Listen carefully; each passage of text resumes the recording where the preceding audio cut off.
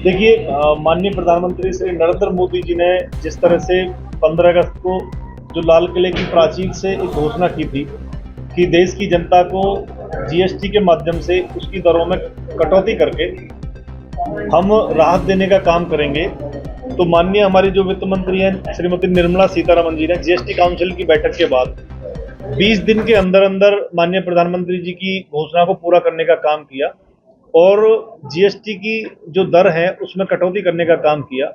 अब अधिकांश जो हमारे 80 से 85% जो हमारे आइटम है वो 5% और 18% के स्लैब में आएंगे।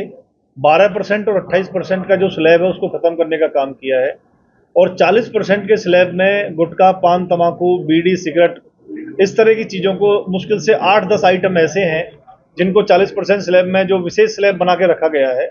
नहीं तो सारी चीज़ें, अधिकांश जो आम जनता की ज़रूरत की चीज़ें हैं उनको 5% के नीचे के स्लैब में हम लेके आए हैं, तो उससे आम जनता को राहत मिलेगी। इसी दृष्टिकोण से, क्योंकि ये 22 सितंबर से पहले नवरात्रे से ये लागू हो जाएगा और माननीय प्रधानमंत्री जी ने दीपावली से पहले दीपावली का तोहफा देशवासियों को दिया है। तो हमारे आदरणीय प्रदेश अध्यक्ष श्री मोहनलाल बड़ौली जी और हमारे माननीय संगठन मंत्री श्री फणेंद्र नाथ शर्मा जी ने भारतीय जनता पार्टी के प्रदेश नेतृत्व में पूरे हरियाणा प्रदेश के सभी जिलों में एक साथ आज सभी प्रवक्ताओं को प्रेस कॉन्फ्रेंस करने का ये निर्देश दिया, सबकी ड्यूटियां लगाई।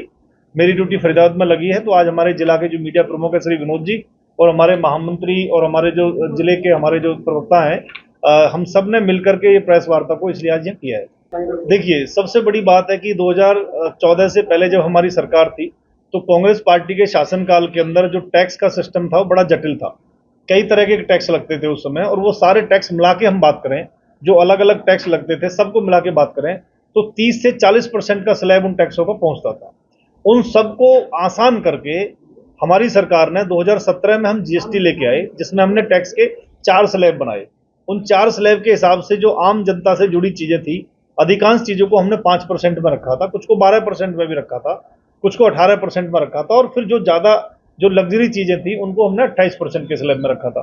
तो आपका जो सवाल है कि जीएसटी क्यों लेके आए, क्योंकि हमारा ये सिद्धांत है माननीय प्रधानमंत्री नरेंद्र मोदी जी का कि एक देश एक टैक्स, एक देश एक टैक्स। जैसे हमारा सिद्धांत है एक देश एक राशन कार्ड, हर चीज के ऊपर एक देश एक चुनाव को लेकर के हम इस समय भी चर्चा में है। देश में हो सकता है जल्दी उस भूमिका में भी हमारी सरकार आएगी कि एक देश एक चुनाव होगा।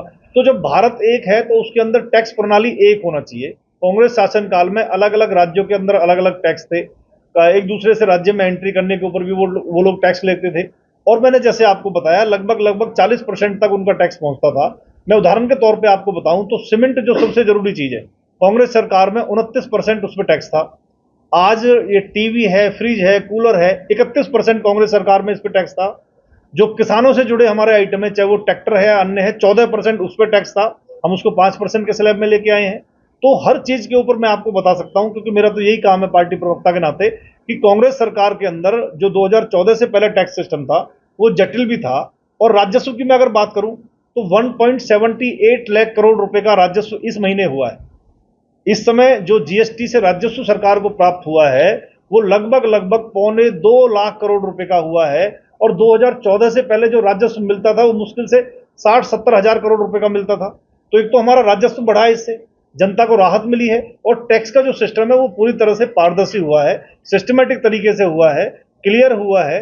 जीएसटी काउंसिल की बाकायदा बैठक हुई है, 56वीं बैठक थी।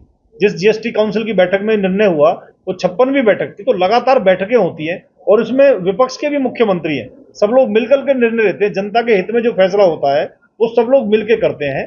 तो हमने टैक्स सिस्टम को आसान किया है। एक देश एक कर के रूप में, एक टैक्स के रूप में हमने इसको लागू किया है।